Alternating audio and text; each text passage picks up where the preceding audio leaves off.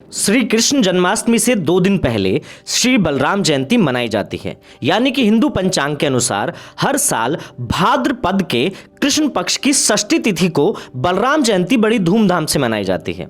बलराम जयंती संतान प्राप्ति और संतान की दीर्घायु के लिए सबसे खासा महत्वपूर्ण माना जाता है। सभी माताओं को इस व्रत का बेसब्री से इंतजार रहता है। इस दिन माताएं अपने पुत्रों की दीर्घायु के लिए भगवान श्री बलराम का व्रत रखती हैं। आज की इस वीडियो में हम आपको बताएंगे बलराम जयंती का महत्व, शुभ मुहूर्त और पूजा विधि के बारे में बताएंगे। बलराम जयंती का महत्व। बलराम जयंती को देश के अलग अलग हिस्सों में अलग अलग नामों से जाना जाता है। कहीं इसे हर छठ, हल छठ, पिन्नी छठ, खामर छठ कहा जाता है तो कहीं हल षष्ठी। भले इस व्रत का नाम अलग अलग हो, लेकिन इस व्रत को रखने के पीछे माँ की ममता व प्यार होता है।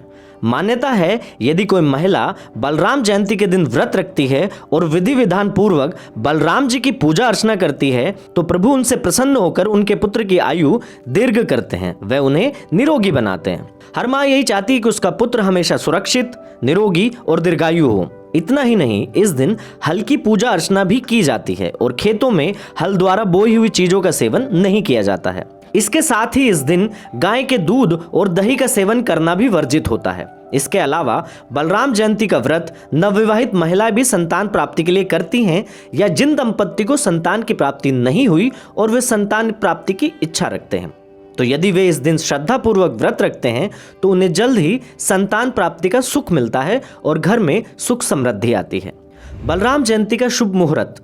बलराम जयंती का शुभ प्रारंभ षष्ठी तिथि यानी शुक्रवार 27 अगस्त 2021 की शाम 6:50 से शुरू हो जाएगा और इसका समापन शनिवार 28 अगस्त 2021 की रात 8:55 पर खत्म होगा। मान्यता है कि इस दौरान भगवान श्री बलराम की पूजा करने से संतान प्राप्ति का सुख मिलता है और साथ ही संतान की आयु भी दीर्घ होती है। बलराम जयंती के दिन पूजा करने की विधि। नंबर 1, बलराम जयंती के दिन पूजा और व्रत रखने वाली माताओं व महिलाओं को सुबह जल्दी उठकर स्नान करना चाहिए। नंबर 2, घर के बने मंदिर में श्री बलराम और श्री कृष्ण की मूर्ति या फोटो स्थापित कर फिर उनके सम्मुख धूप दीप जलाकर फूल फल व मिठाई अर्पित करनी चाहिए।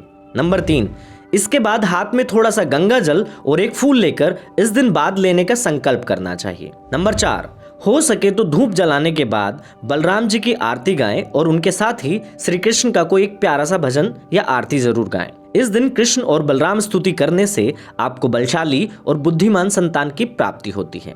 नंबर 5, आरती के बाद भगवान श्री बलराम और कृष्ण जी को पीले रंग की मिठाई का भोग लगाएं और हो सके तो मिश्री व माखन का भोग भी अवश्य लगाएं। ऐसा करने से बलराम जी अवश्य प्रसन्न हो जाएंगे और आपको संतान सुख का वरदान देंगे।